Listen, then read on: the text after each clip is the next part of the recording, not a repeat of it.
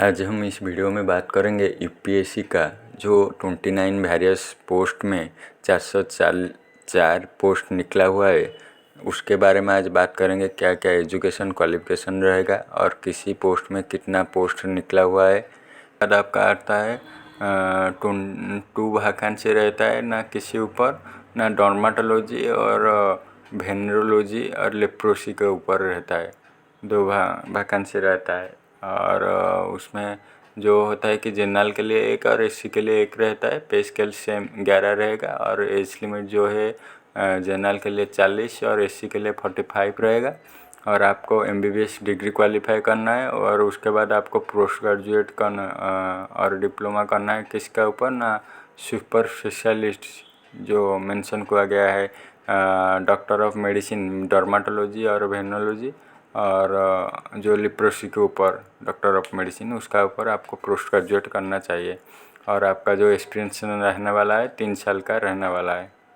हाँ, और उसके बाद आपका जो आता है 11 नंबर पर जो वैकेंसी आता है उसमें 4 पोस्ट निकला हुआ है। किसका ऊपर ना जनरल मेडिसिन, हाँ, post specialist grade 3 general medicine के ऊपर। और इसमें 4 पोस्ट जो रहता है ओबीसी के लिए एक और जनरल कैंडिडेट के लिए 3 रहता है। पे स्केल सेम 11 रहेगा, एज लिमिट 40 जनरल के लिए और ओबीसी के लिए 43 रहेगा। और एजुकेशनल क्वालिफिकेशन जो है एमबीबीएस डिग्री होना चाहिए। उसके बाद पोस्ट ग्रेजुएट करना चाहिए का सुपर स्पेशलिस्ट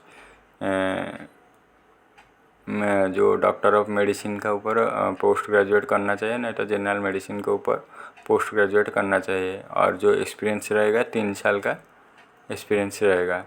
और उसके बाद आपका आता है 12 नंबर पर जो वैकेंसी रहेगा उनमें 7 वैकेंसी रहेगा। वो से स्पेशलिस्ट जनरल सर्जरी के ऊपर रहने वाला है।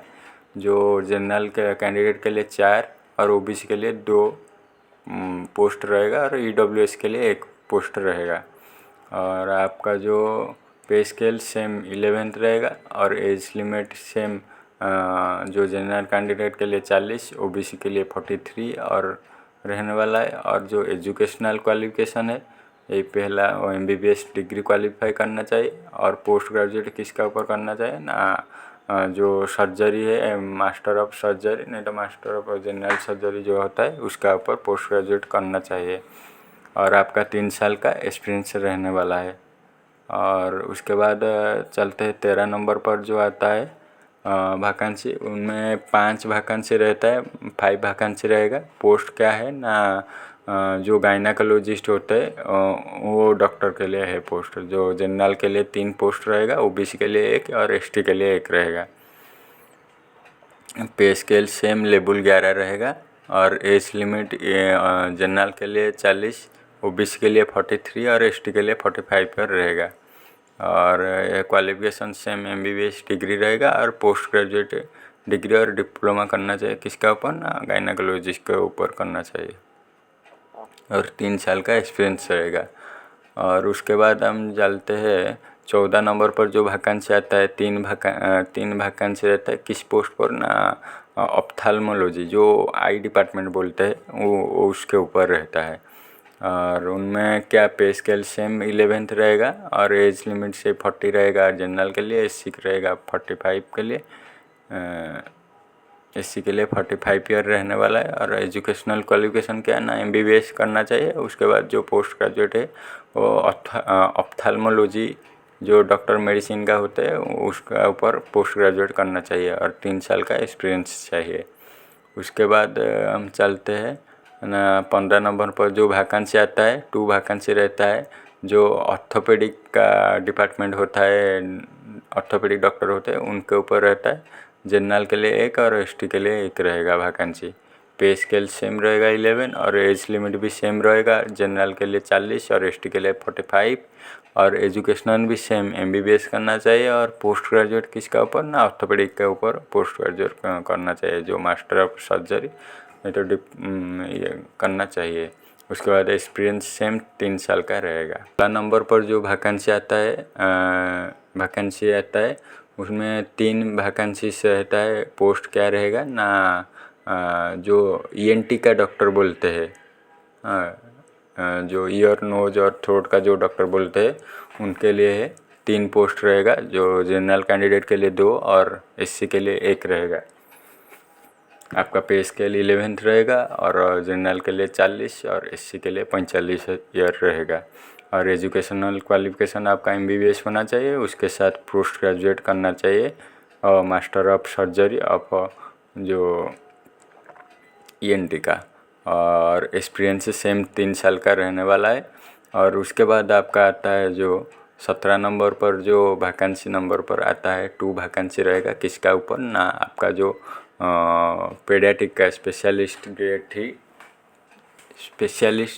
3 पेडियाट्रिक डिपार्टमेंट का जो डॉक्टर रहते हैं उनके ऊपर रहेगा, जो ओबीसी के लिए 1 और जनरल के लिए 1 रहेगा। और उसके बाद पे स्केल सेम रहेगा 11th, और एज लिमिट भी सेम रहेगा 40 जनरल के लिए, ओबीसी के लिए 43 और रहने वाला है। और एजुकेशनल क्वालिफिकेशन आपका एमबीबीएस डिग्री होना चाहिए, उसके साथ पोस्ट ग्रेजुएट पेडियाट्रिक के ऊपर करना चाहिए, जो डॉक्टर इन मेडिसिन पेडियाट्रिक के ऊपर करना चाहिए, और जो 3 साल का एक्सपीरियंस भी रहना चाहिए। उसके बाद हम चलते हैं जो 18 नंबर पर जो वैकेंसी रहता है, 4 वैकेंसी रहेगा किसी पोस्ट पर ना, स्पेशलिस्ट ग्रेड 3 पैथोलॉजी जो लैब रहता है उसका ऊपर रहने वाला है। जनरल के लिए 3 और एसटी के लिए 1 पोस्ट रहेगा। पे स्केल सेम 11 रहेगा, एज लिमिट भी सेम रहेगा, एसटी के लिए 45 और जनरल के लिए 40। एजुकेशनल क्वालिफिकेशन क्या रहने वाला है ना, आपको जो डॉक्टर ऑफ मेडिसिन पैथोलॉजी होता है उसका ऊपर, नहीं तो जो डिप्लोमेटिक रहता है नेशनल बोर्ड से पैथोलॉजी करता है वो होना चाहिए, नहीं तो डॉक्टर ऑफ फिलोसफी पैथोलॉजी का ऊपर वो भी करना चाहिए, नहीं तो डॉक्टर ऑफ साइंस पैथोलॉजी। इनमें से एक एजुकेशनल क्वालिफिकेशन आपके पास रहना चाहिए और 3 साल का एक्सपीरियंस भी होना चाहिए। उसके बाद आपका आता है 19 नंबर पर जो वैकेंसी रहेगा, 1 वैकेंसी रहेगा किसका ऊपर ना, स्पेशलिस्ट साइकेट्रिक डॉक्टर जो होते हैं उनके लिए है, और वो के जनरल कैंडिडेट के लिए 1 रहेगा। पे स्केल सेम और एज लिमिट भी सेम 40 रहने वाला है।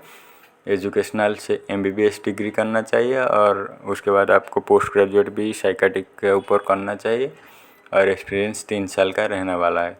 और उसके बाद आपका जो वैकेंसी 20 नंबर पर रहेगा, 9 वैकेंसी रहेगा किसका ऊपर ना, डिप्टी सेंट्रल इंटेलिजेंसी ऑफिसर के ऊपर रहने वाला है। टेक्निकल जो इंटेलिजेंस ब्यूरो के अंडर से पोस्ट आया है, उसमें क्या जो 9 वैकेंसी है, जनरल के लिए 5, ईडब्ल्यूएस के लिए 2 और एसटीएससी के लिए 1 रहेगा। पे स्केल 10 रहने वाला है। जनरल कैंडिडेट एज लिमिट 35, एसटीएससी के लिए 40 रहने वाला है। और जो एजुकेशनल क्वालिफिकेशन रहेगा उनमें से थोड़ा सा चेंज हुआ है, बैचलर डिग्री इन इंजीनियरिंग रहने वाला है, बीई और बीटेक होना चाहिए, नहीं तो बीएससी इंजीनियरिंग करना चाहिए, और नहीं तो associated membership of institution of engineer होना चाहिए। और उसके बाद नहीं तो आपको master of science in physics with electronics और टेलीकम्युनिकेशन पर करना चाहिए, नहीं तो master of computer application after 3 year bachelor of science पर। साइंस करने के बाद आपको मास्टर ऑफ कंप्यूटर एप्लीकेशन भी करना चाहिए। ओके, इन चारों में से एक एजुकेशन रहेगा तो आप क्वालिफाई है।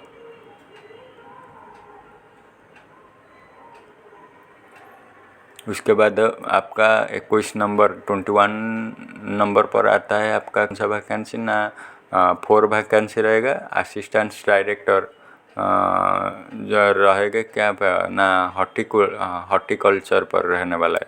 ये central public work department ministry of housing और अर्बन अफेयर के तरफ से आया है। उनमें जो 4 पोस्ट रहेगा, जनरल के लिए 2, ईडब्ल्यूएस के लिए 1 और ओबीसी के लिए 1। वो जो पे स्केल रहेगा 7th पे स्केल रहेगा, 30 साल जनरल के लिए, ओबीसी के लिए 33 और 40 ईयर रहेगा पीडब्ल्यूबीडीएस के लिए। और एजुकेशनल क्वालिफिकेशन क्या रहेगा ना, एमएससी इन एग्रीकल्चर करना चाहिए, नहीं तो एमएससी इन हॉर्टिकल्चर करना चाहिए। जो भी मैंने इंडिया का जो रिकॉग्नाइज यूनिवर्सिटी नाले इंस्टीट्यूशंस के तरफ से करना चाहिए। एक्सपीरियंस 2 साल का होना चाहिए।